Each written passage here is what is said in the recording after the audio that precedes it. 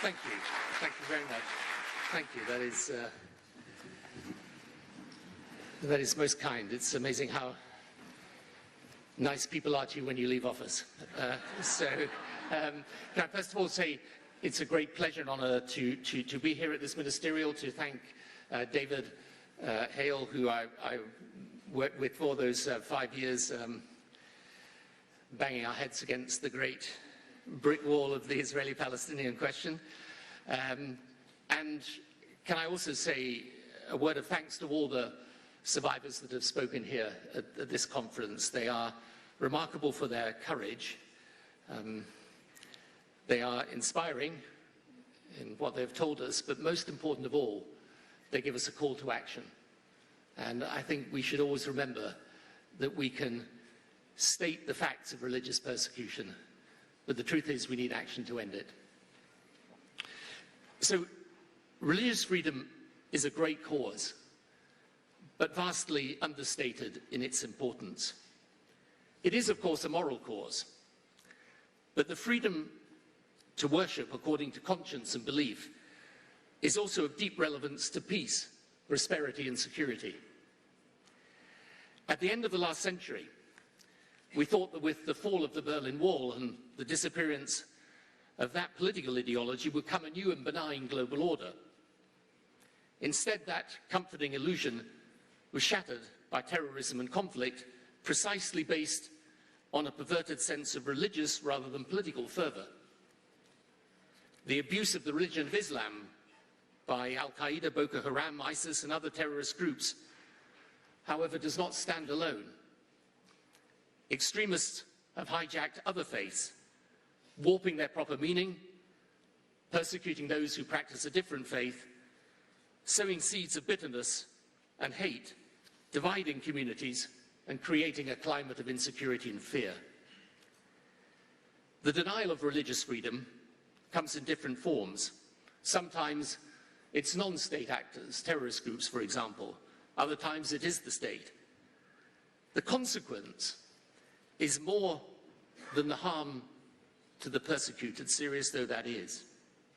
The fact is that all modern successful developed nations adhere to the principle of religious freedom. And they do also to the principle of the rule of law. These principles are not incidental to their success, but integral. The more tolerant a society, the more successful the economy. Today, as you will know, the world is changing with unparalleled speed. Travel, migration, the internet bring people together as never before. We're at the beginning of a fourth industrial revolution, which will alter radically how we live, work, and think. But this change will all tend to shrink the world's boundaries. Educated people will prosper, the open-minded will flourish, and an essential component of success will be the ability to traverse the contours of faith and culture with ease. Immigration can strain the fabric of the host community, but by and large, societies which welcome the energy of migration will do well. In this new world, culture and colours and customs will mix and mingle to mutual benefit. And as the technological revolution takes hold, and creativity, adaptability, emotional intelligence become prized qualities for employment and citizenship, attacks on religious freedom or the existence of religious prejudice, those are the very things that will cripple progress and hold back development. If we look back in history, religious persecution has never had a happy outcome, least of all, naturally, to the persecuted, but not even for the perpetrators. We think back to the expulsion of Muslims from Spain, the centuries-long fight between Catholic and Protestant in Europe, periodic pogroms against religious minorities, which always weakened the society indulging in them.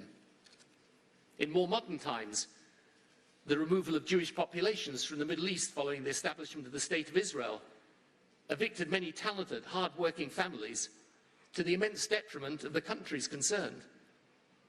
To think that 100 years ago, 1/3 of the population of Baghdad was Jewish, and many Jews held prominent positions in the government of Iran. More recently, the persecution of Christians in the region has driven the numbers in the Christian community down. Tragic, of course, for Christians, but also to the disadvantage of other religious communities.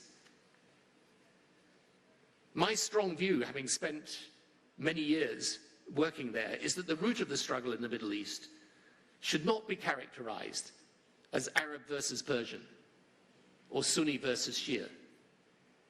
It is better understood as one struggle against extremism, whatever its manifestation, and a struggle for religiously tolerant societies and rule-based economies as the only viable future for the region, as well as, in my judgment, the only basis for lasting peace in the Israeli-Palestinian dispute. In Africa, where my institute now works with some 15 different governments and their leaderships to implement reform, the rising challenge is increasingly extremism and terrorism as much as traditional issues of development. The Sahel region, for example, poses an acute risk, not just to the countries in the Sahel, but to the surrounding region. In fact, you could trace your finger across the globe and you would find outbreaks of religious intolerance directed at Muslims, Jews, Christians, and even smaller faiths such as the Baha'i. And shamefully, Islamophobia and anti-Semitism are in parts of Western society today. But always, the outcome is not just misery for the victims, but regression for the country. In some cases, governments are the offenders, not through religious bias, but through anxiety over the capacity of faith to give allegiance to a higher power.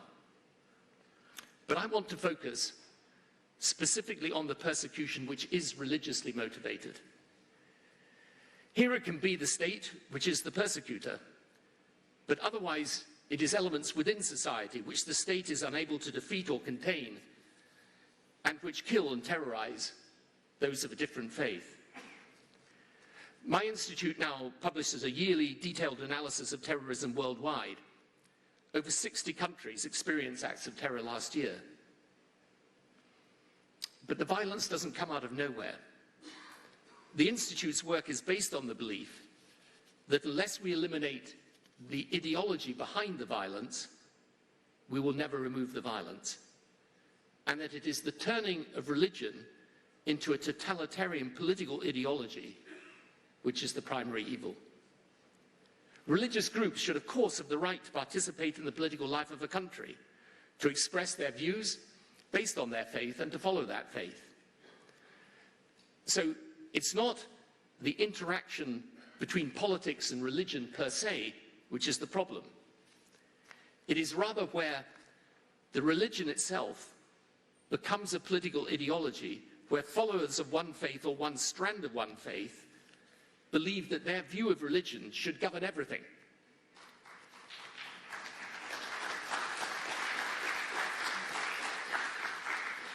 And that everything includes society, economy, the law, even government itself. Such a confusion of political ideology and religious belief inevitably turns totalitarian. Those who don't believe are excluded and delegitimized. Such groups demand religious conformity, are intolerant of difference and hostile to diversity. Some then justify violence in the name of faith because they don't recognize the other as an equal, but as an enemy. The perversion of Islam by the Islamist extremists and the violence associated with it derives from the Islamist ideology. The violence in religious persecution never starts with an act, but with an idea. That's not to say that all Islamists, or indeed all extremists from other faiths, are terrorists. Plainly they're not. Some condemn violence strongly. But if you believe that only one faith and only one way of practicing it should govern the entire political space, you are already on the path to persecution. It follows that we will never defeat extremism by security methods alone. Yet whilst over the past 2 decades we've spent trillions of dollars on security, hundreds of billions in airport security alone, for example, we've invested the tiniest of fractions of that amount fighting the ideas behind the violence. And my judgment is it's time to rebalance our efforts.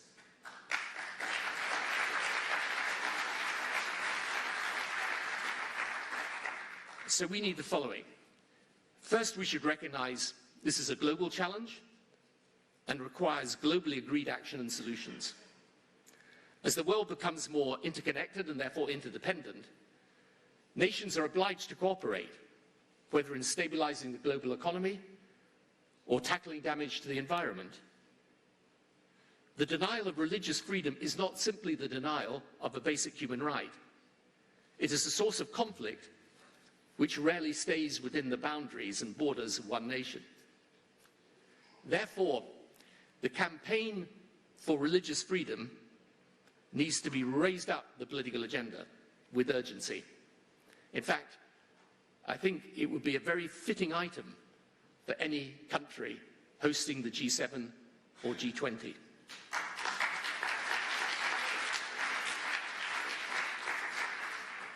Secondly, the research in my institute has found religious intolerance often starts with the education systems of many countries, formal and informal, where either the practices or teaching, even the curriculum, promote a closed and bigoted view of the world in which other faiths are delegitimized or disparaged. Across parts of Asia and Africa, every day millions of young children grow up educated to regard the other as alien, an enemy.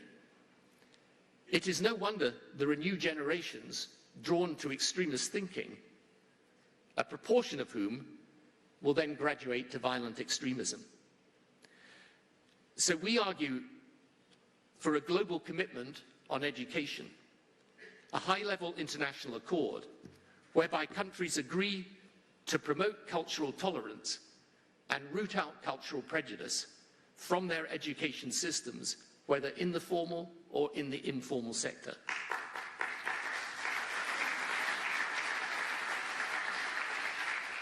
And indeed, because we believe that, as well as thoughts, you need action, the program of my institute, Generation Global, which links up children and students of different faiths and now operates in 30 countries, our experience operating this program is the moment you give young people the opportunity to explore those who are from a different faith, they learn, they understand.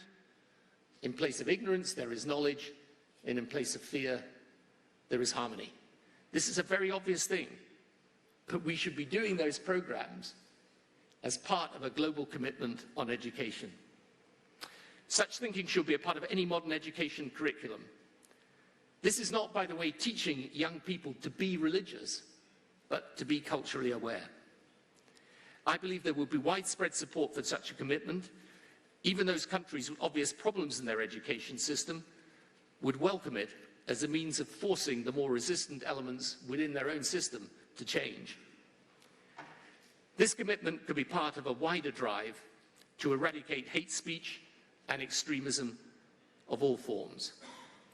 But we need countries to give leadership to such an endeavor, make it a political priority, show a willingness to agree certain core steps and actions to make good the principle. And thirdly, we need to mobilize the fight back against extremist doctrine and thinking amongst the religious community itself. There's a natural reluctance amongst people from my profession, the political class, to talk religion. But where the ideological wellspring of extremism is a religious conviction, albeit a mistaken one, it can't be avoided. The ideas of the religious extremists are doctrinal. They must be beaten ultimately by better ideas and doctrine. At least one dimension to this struggle is therefore religious. And there are many good and sound theologians and clerics to carry out this task, many of whom have been at this conference. but they need help in organizing. In other words, if one part of the origin of religious discrimination is religious in nature, we deal with it as such, and should not pretend that the extremism arises solely from social factors. No doubt, social and economic factors play a part, but so does religious belief, however misplaced. It is a commonplace amongst some in the West to see faith as declining and organized religion as a relic which in time will disappear.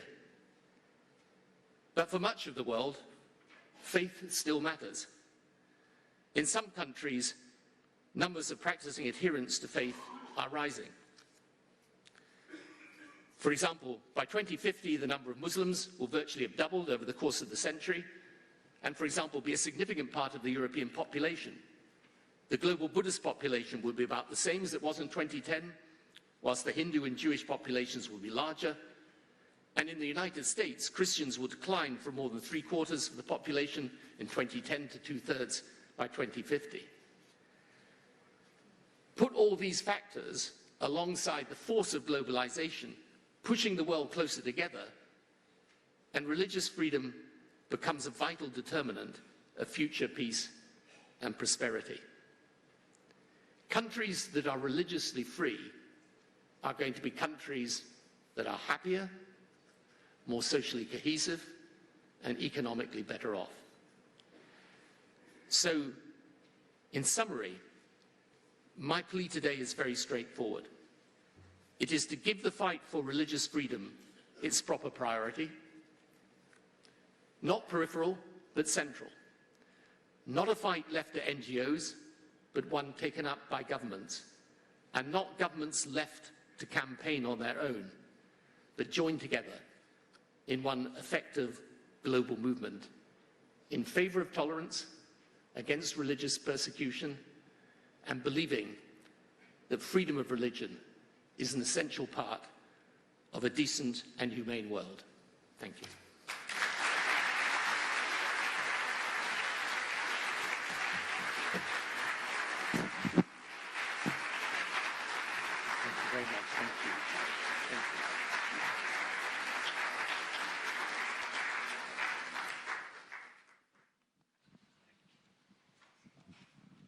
Well, Mr. Blair has graciously agreed to spend a few more minutes to answer some questions. We were able to reach out to a few of you to get some, what would be the question you would want to ask a former Prime Minister? And based on the excellent speech you gave, sir, I even jotted down a few more. Yesterday, at the launch of the Ministerial and a side event, the Pew Forum for Religion and Public Life released its new study documenting the increase in restrictions on the free practice of religion around the world. They've seen over the past decade, every year, a continual rise. What would you think we would witness if advances to religious freedom are not made, if those trend lines, those negative trend lines continue? Well, I think if you end up with an essential conflict between a world that technology, travel, migration is pushing together, and people retreating into a form of cultural extremism where you see people of different faiths as illegitimate, then we're in for a very turbulent time. And, you know, the truth is that it's always, religion it can easily be abused because it's about faith, and faith is a very powerful motivator for people. So if people can be persuaded that their faith actually involves them in persecuting others, then you're likely to end up with a persecution that is very deep, very lasting, and very, very damaging. You know, there's a story told when we worked on the Northern Ireland peace agreement, because these things then become very much part of someone's identity. And at the height of the troubles in Northern Ireland, obviously you had big differences between Catholics and Protestants. And there was a story of a young guy, actually from Pakistani origin, who was then brought up in Northern Ireland. And if you wander into the wrong neighborhood at night, you get stopped by either gangs of the Catholic extremists or the Protestant extremists. And this young guy was, going through the area, and he was stopped, and they started to hassle him. And, you know, he finally said to them, look, I know why you're stopping me. I'm a Muslim. And they said, yeah, but are you a Catholic one or a Protestant one? So, you know, when religion becomes, it departs from the essence of faith and becomes a badge of identity in opposition to another, it becomes a political distortion that's just like any form of racism or nationalism. And that's the risk. So if we end up with a world moving closer together, you know, I remember when I grew up in the north of England, I think I was 12 years old when I saw my first person who wasn't white. I mean, I was brought up in a homogeneous community in the north of England. You know, there was we wouldn't have even known what the concept of diversity was. Now I think of my own children and their range of friends of different face, colors, you know, ethnic backgrounds. That is the world today. So if that's the world, you better ensure that people are comfortable going across these boundaries of faith and culture. Yesterday, at the start of the Ministerial, after Secretary Pompeo spoke, we had 3 survivors of persecution speak. We had the rabbi from the Tree of Life Synagogue in Pittsburgh, who was there when the gunmen attacked. We had a Muslim gentleman from one of the Christ Church mosques who lost his wife in the shooting. And we had a Sri Lankan Christian who's been ministering to survivors of the Easter bombing. And something for everyone in the audience to know about, their theme was love and forgiveness across the board. And we didn't script that. We gave them just the faintest outline and a time slot, and that organically came out. And it was a beautiful, moving thing to hear. What would be your advice for how we engage those voices to counter the faith actors who are acting in negative ways? How do we lift them up? How do we empower them so those voices of love and inclusivity are heard? Well, I think you need people like that to call out the better angels of our nature. And their testimony is extraordinarily powerful. I suppose my feeling is that they need then to have governments acting on the back of that, because ultimately, you know, this is not going to be a problem that will be solved unless there is consultation and a program of action. And so that's really what I've come to the conclusion, you know, that it's easy to issue calls from politicians for everyone to get on. The best people to make that statement are the survivors, because they're the people with the most reason to hate. And if they show and demonstrate love, this is an extraordinary thing. So they're the best people to do that. But the currency of politics that's very easy is sympathy. The currency of politics should be action. And that's what needs to change. And one of the reasons why I think it's very important this conference is taking place, and it's a bigger event than I think than last year, and you know, but it really needs, I think it needs, I mean, David Hell mentioned what we did with Africa and debt in the G8 in 2005. I think it needs a big commitment from a high-level political gathering. Because, by the way, there are many things countries in the world will disagree on, but they should better agree on this. That's right. And it's in everyone's interest to do it. And I think even though by the way, it's then uncomfortable for certain countries, because let's be clear, some of the countries that, well, for sure at the G20, have let's say, a poor or patchy record on some of these issues. Why not call it out and get it on the table? And if I was back in active politics today, which right now, with what's going on in my country, I'm quite glad I'm not. But if I was, I would be putting this issue on the agenda. I have become absolutely convinced it is central to making the 21st century peaceful.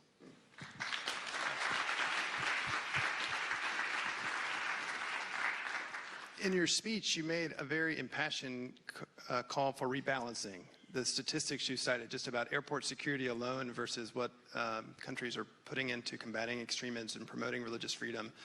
As a former head of state, a former prime minister, what would be the argument you would make to heads of state now for why they should rebalance? What's the argument? Because, for example, in my view, education is a security issue today. I mean, if you're, you know, if we decided that we would invest even a small proportion of what we invest in security, we actually invested in, for example, helping countries root out the prejudice within their education systems, helping them support programs where children are talking to those of different faith. I mean, I was in Jordan a short time ago where we have a program there, and just linking young people up from the Bedouin community with others in the same country was hugely impactful. And, you know, to hear that these young people talk about how they changed their way of thinking as a result of engaging with those who are different, I mean, it's fantastic. And you know, it's a sort of very, part of the trouble with politics is that sometimes what is completely obvious doesn't make it onto the agenda. And I mean, it's just, I don't know. I still can't work it out even after all these years in it. But to me, it's completely obvious that if you, for example, in parts of Africa have systems where young people are getting educated, but educated to in a very narrow curriculum with a very narrow view of the world, why are we surprised if we have terrorism? Because you're creating the soil in which those extremist thoughts breed. So I think, you know, I don't think it's hard to see what you should do.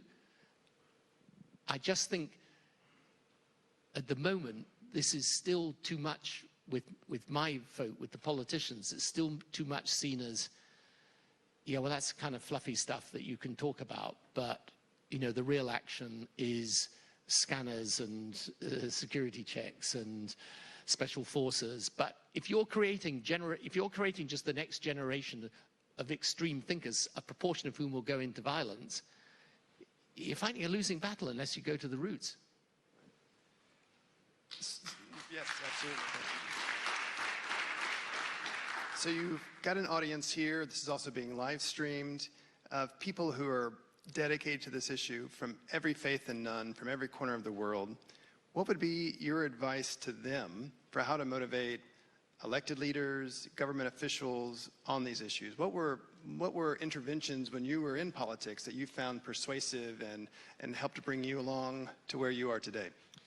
Well, what I tried to do in my speech was in a sense answer that question by saying, you know, again, my experience of my own profession, which is politics, is that you need a focal point to campaign around. You know, in other words, you need to be able to rally people to a clear position. So when we did the debt and aid campaigns, which, by the way, PEPFAR program grew out of that, which is probably the largest single life-saving program that is, which was done by the American government, an incredible thing, and is still very active today.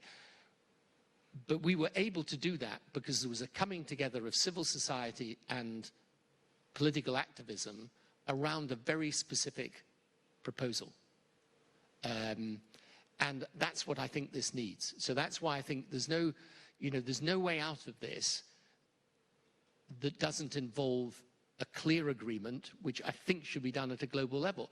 I mean, you know, we are used to this now. I mean, not to, I know there are differing views on the environment issue in Washington, but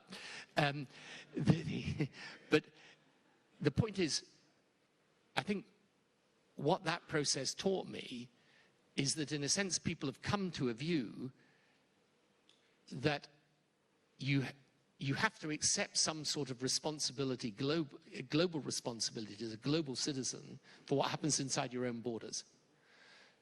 If what happens within your borders is going to have an effect on other people.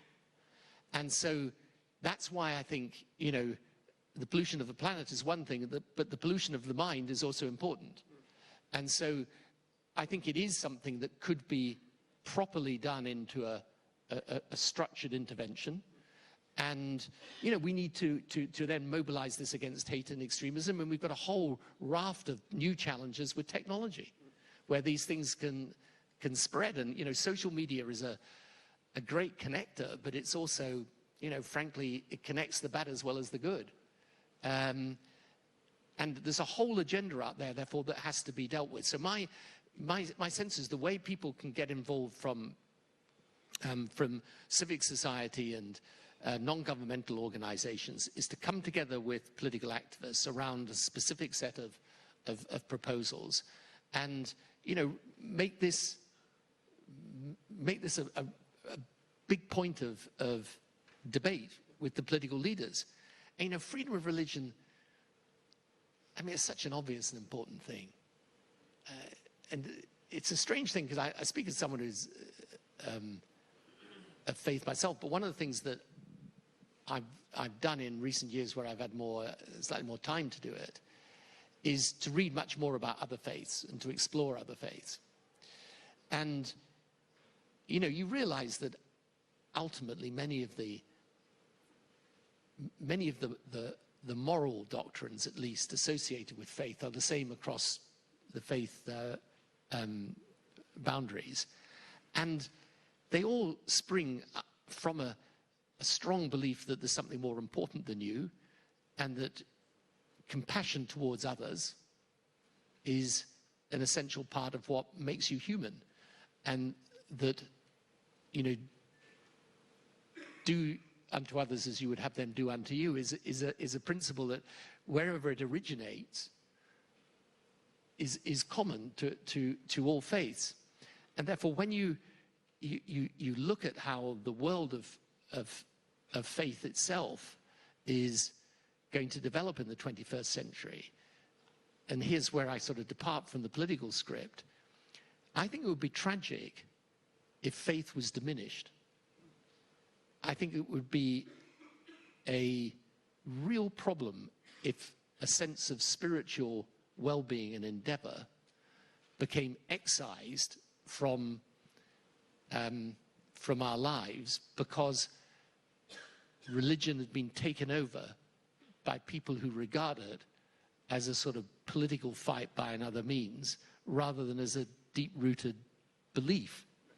And so I think we are also, when we're combating religious persecution and advocating religious freedom, there's a bit of me that also thinks this is the best way to make sense of spirituality and faith in the 21st century.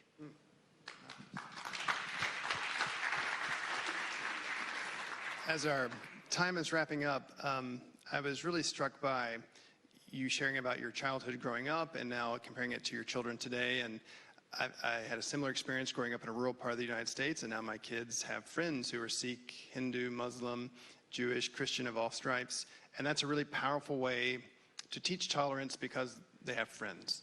But that's a tough method to replicate. Just as some closing thoughts based on the work of your institute and just your work in politics, how do we overcome fear of the other? What can we take forward from this point to teach interfaith understanding, the benefits of pluralism and diversity? Well, I think, so, we've spoken about education, which is obviously very important. And this can be done. Sometimes I talk to people in America about this and they say, oh, but, we don't have religion in our schools. And I say, you're not teaching, you're not trying to propagate a particular view of religion or indeed religion. You're just trying to make people understand the origins of the other and what motivates them and what they feel and think about their own faith community. So it really is about cultural awareness. But I think the other thing is that we need to be able to educate people not just for reasons to do with social harmony, but I am really struck by the way the world is changing, how fast it's changing, and what a difference it's going to make to the employment prospects of not just people in the developed world, but the developing world. So my institute actually published a report last week in Africa about the effect of automation and AI on African jobs going forward, and which is going to be, by the way, very considerable with opportunities, but a lot of displacement. But the thing is this, what you realize, and here, I'm from a generation that struggles sometimes with technology, and indeed my children always say to me, I should never talk about technology in public because they have vast accumulated evidence that I don't understand it. But, you know, I do understand its impact. And the thing about the world that's going to happen, and I think it's going to happen at a speed we really haven't come to terms with, is those who succeed will be those with creative and open minds. And therefore, your education systems are going to have to undergo big, big change, you know, in our countries. And you're going to divide the world into those that can handle that and those that, frankly, are going to be absolutely alienated by it. So there is another reason, apart from all the obvious reasons, it is true that successful societies are religiously free. And it's because if you're persecuting people on the basis of their religion, that says something about your society that is fundamentally at odds with the way the modern world is developing. So there are a myriad of reasons why this is an important question. And they're not all just to do with the obvious thing that people should be free to profess their faith. It's also because societies that do not promote religious tolerance and have within them religious prejudice, those are not going to produce the winners of the future.